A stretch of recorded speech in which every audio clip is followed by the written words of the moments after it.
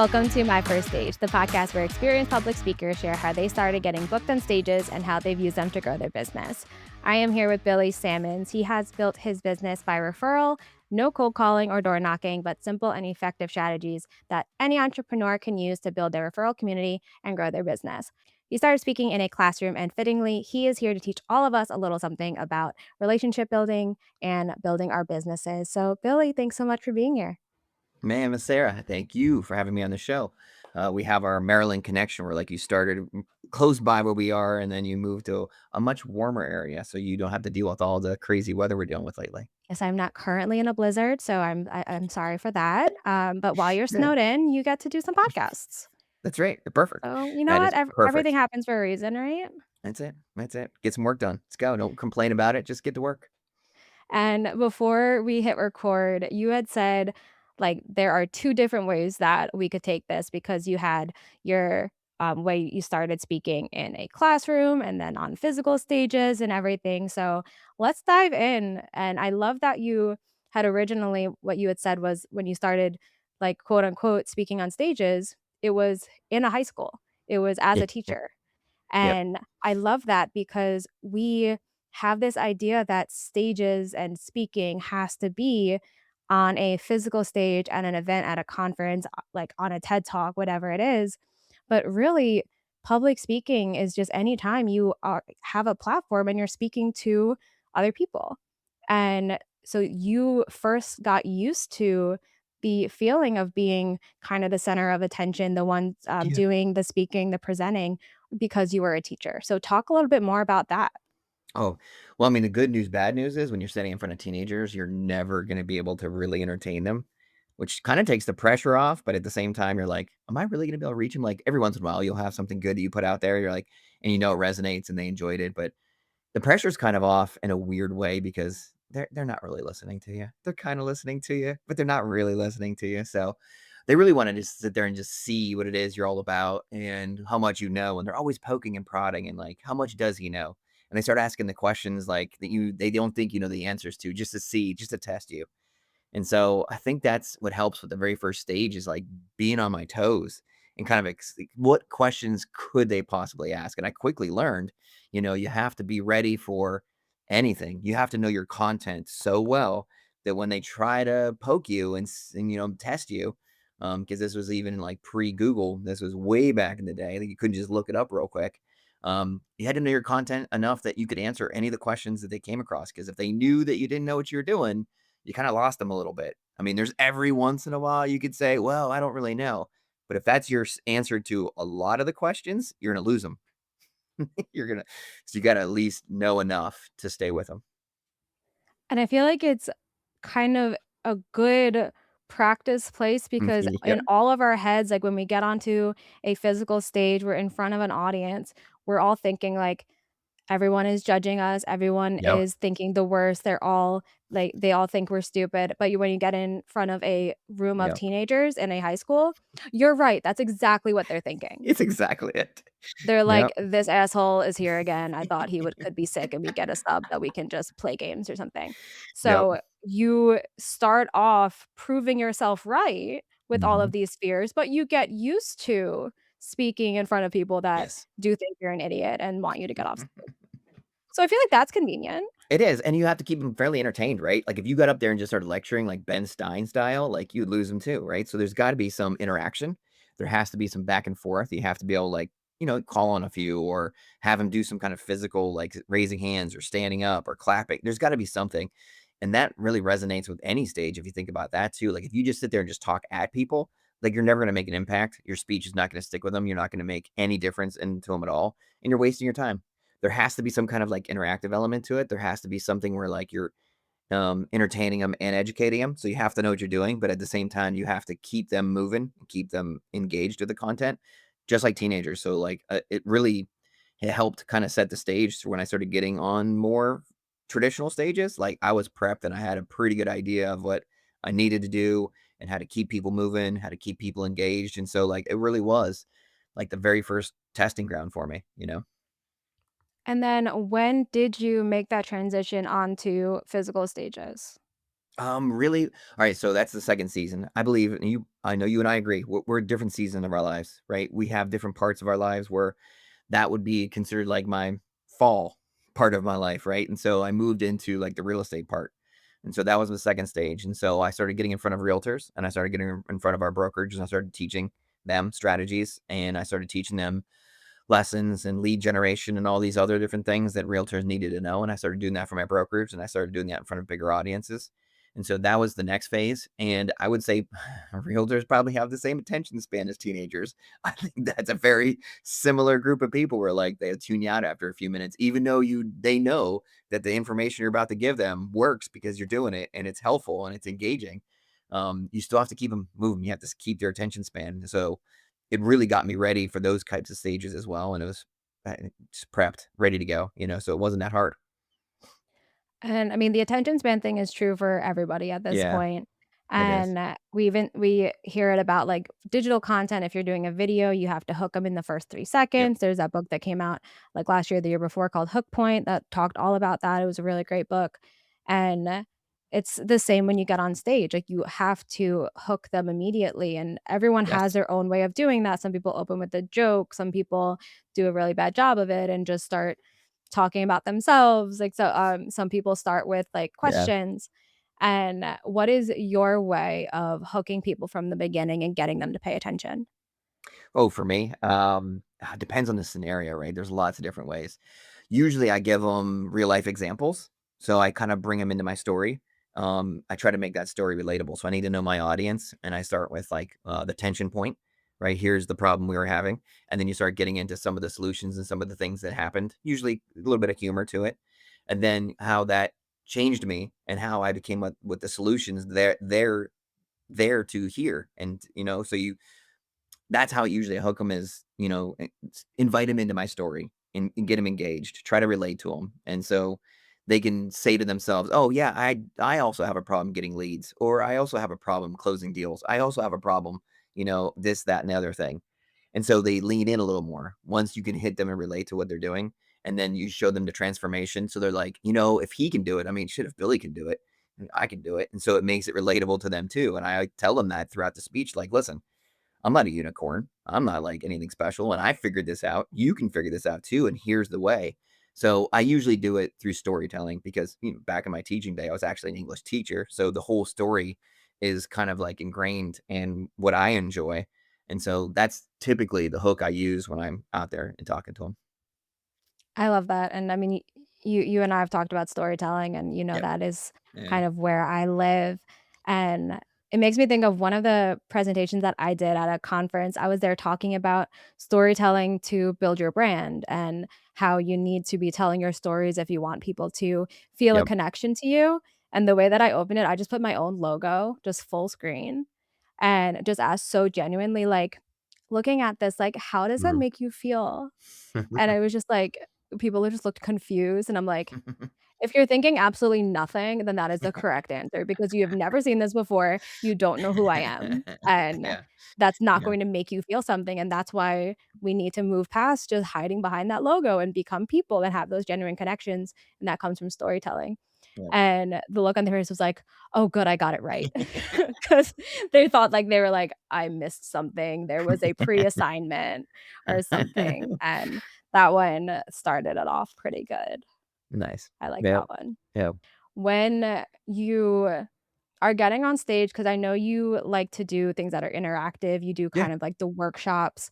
Yep. How are you getting booked for those? Are you getting booked? Are you doing them yourselves? Are you setting these up, like, scheduling them and inviting people? Like, what is your method? Like, what's been working? Yeah, so for, like, those types of things, well, actually, you know what? It goes hand in hand, right? So I teach the marketing, the live local referral marketing. So I think the workshops and the videos I do with local business owners, those are the same strategy, really.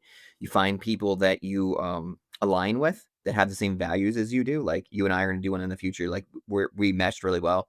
I teach referrals, you teach podcasting as a way to create referrals for yourself.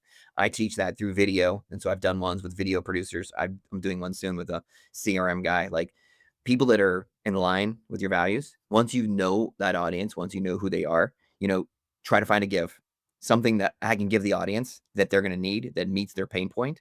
and I do the same thing with my local business videos. What is something they always need is marketing, promotion, content, things of that nature, right? And so you need more audience. I need more audience. We have an alignment. We've got one pain point that we share. So we're going to align. We're going to collaborate. We're going to work together. Once we have those things in alignment, then I just reach out to people and say, listen, this is the thing we're going to do. You phrase it and word the workshop or the video in a way that people will be entertained or they invited into the story, like we talked about a little bit earlier today. And then you just start sending it out like, hey, Bob, I think this will be good for you. Hey, Fred, I think this will be great for you. Hey, Rita, you asked about referrals. I'm going to show you how to do it. Just jump into this workshop. Um, in regards to the local businesses, the way I do that is I do like a video commercial with them, right? And so once you're in alignment with a local business owner and you want to collaborate and become a referral partner with them, you sit down, do the quick video with them. You have that content. You start sharing it out to your audience because people want to know what's happening in their own community. They all have that ingrained interest, like, oh, is that a new food truck, or what's going on with that brewery, or I saw a sign out front of the library, and you start just sending it out to people and reaching out, and just natural collaborations. People just want to see what you're doing. They want to see that it's a pain point that they need satisfied, and they want to just be part of the story because it's fun, it's interesting, it helps them solve some of the problems they might have, and I guess it's just those simple basic strategies. And I don't think it's anything specific. I don't have a magic bullet for you. I just have the basics of human psychology. That's all I use. And your specialty is in referral marketing. Yeah, yeah, yeah, yeah. How could somebody use, like, referrals and that side to get themselves on stages and to grow as a speaker? Yeah, so I mean, if you're gonna use to get on stages, you have to decide on what stage you wanna get on. Like, who are you trying to collaborate with? All of my strategies start with you, your values, and your business. You need to know, like, who you're trying to get to. Then once you know who you're gonna get to, let's say you wanna meet up with a speaking coach, or you wanna meet up with somebody who runs a speaking event, or then you just have to provide something. You have to have a give. You have to meet them at their pinpoint. What do they need? Most people need marketing and promotion. So if let's say we have, for example, somebody who runs a speakers event and they want to help promote it. You're like, listen, I've got a podcast. Come on the podcast. I would love to be a speaker on your event. I will help you promote it. We can do this together. We can collaborate. And it's just that easy. It's not that hard to just give with intentional.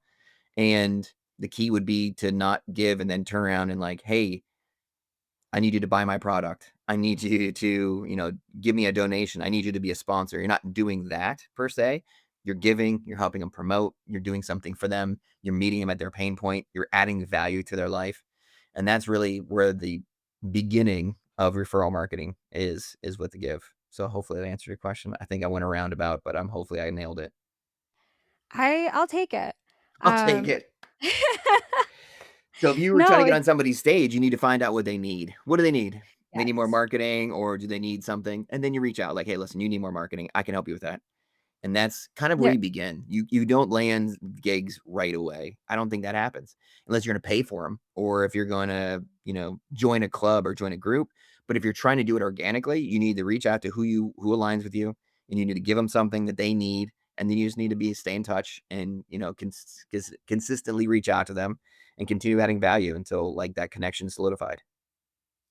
one of the, like, principles in marketing is find that pain point Yep. and push on it and Yep. make it have that feeling of urgency. How have you been able to identify, like, what someone's pain point is? So mine has been easy in the sense that I deal with a lot of local business owners, and every single one of them have the same pain point, which is marketing. Mm. They all need more marketing. They all need more promotion. They all need more butts and seats, more people coming through the doors. And so that's been a really easy cheat code. So when I talk to people about my referral systems, every time people are like, well, that's too simple. There's no way that works. And it does because everybody that's in a local business owner, like I know 40 or 50 local business owners in my community. We're all referral partners. We work with each other. We help each other out. And it's just by the same pain point that they need marketing help. And I just go to them and help them do a little quick video, do some content, do some things to help them out, and then stay in touch with them. And if they need people, even you and I, we exchange referrals, like the same concept. If the boxing studio needs a food truck, like they come to me because I know the people that do this and I know the people that do that. If the lacrosse team need some sponsor. Like, oh, I know the local lender's been looking for sponsors. Like, you end up becoming kind of a middle person because you're giving and you're making connections, and they see you as somebody they can trust because you're giving to them. You're meeting with their pain point, which is marketing and connections and more referrals. And as you become that middle person, like, you just meet all the people you need to meet. It just almost not even magically, but magically happens. It just kind of through consistency. So if you had one piece of advice for somebody that wants to, start speaking, what is that piece of advice? Oh, to start speaking, you need to get in front of people, get some reps, right? So I got in front of like teenagers, which I wouldn't advise doing that because teenagers are a little tough. But start with video. Because video, you don't necessarily need an audience right away. You can just do a Mhm. video on your own, and you're getting in front of people, and you're getting practice, and you're working on your speech, and you're, making it more concise, and you're making adjustments. But I would say start doing videos. That is by far the easiest way to start getting in the reps that you're gonna need and start getting some feedback. And if you want to start doing longer ones, start reaching out to people and say, listen, I want to come talk to your group about this, this, and this. I'm not going to charge you. Just want to come in. I want to talk to you people. I need to get reps. I need to get more practice. But those two ways of just, finding ways to get in front of people and just practice, practice, practice.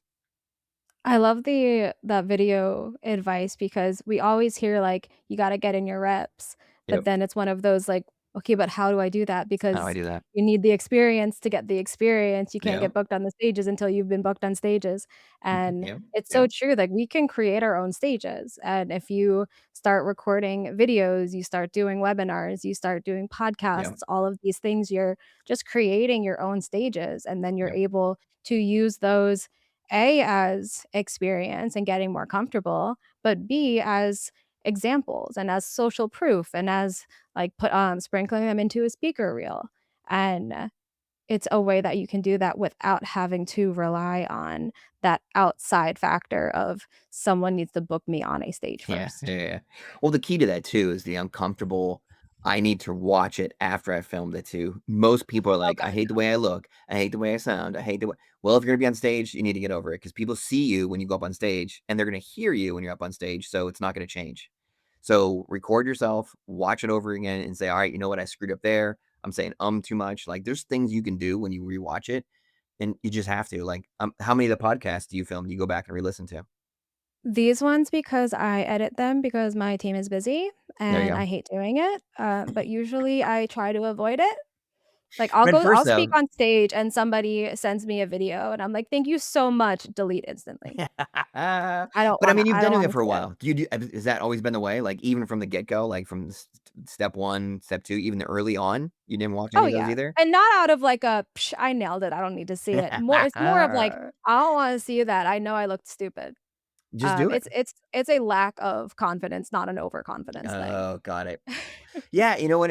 Yeah, so, mine's the same way. So I grew up in forever ago, like, playing sports, and so we'd always film yourself shooting or to watch. So I Mhm. guess the reps were already there. I'm used to myself filming myself doing the things to get better at it, and so I guess it was more of a natural, "Oh, yeah, I'm speaking. I need to film this and rewatch it and re-listen to myself."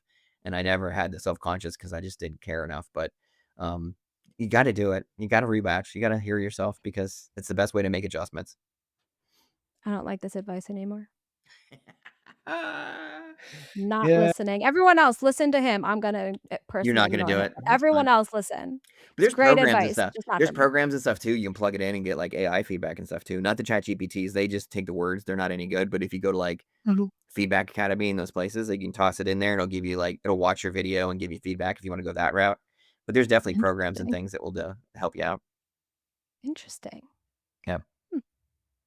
Well, that is all my questions, and I think we are probably hitting around time. So if anybody Awesome. wanted to learn more about referral marketing, learn more about you and what you're doing, where can they find you? Probably the website's the easiest because it has all the links and all the different things you can hop into and check out, and that's www.livelocalwarmmarketing.com. Did I have to do the www part? I think that's pretty much that seemed like pretty redundant, though. Just live I local also warm am pretty sure marketing. you only did 2 W's, so you might wanna add in that 3rd one, Third one, so that try it 2, goes see what quicker. happens. See if the 2 It works. I don't know, maybe it'll be a magical passcode, Maybe you'll just open up a new Ooh. internet somewhere that you didn't know about. Yeah. Ooh, But it's that's gonna be live the local AI warm thing. marketing. There you'll find Live it. It'll local be there. warm marketing, and I will also .com. have that in the show notes. Cool. Don't forget the Thank you. .com. Yeah, that You got .com, you yeah, gotta have the W, all I 3 just Ws, all 3 days.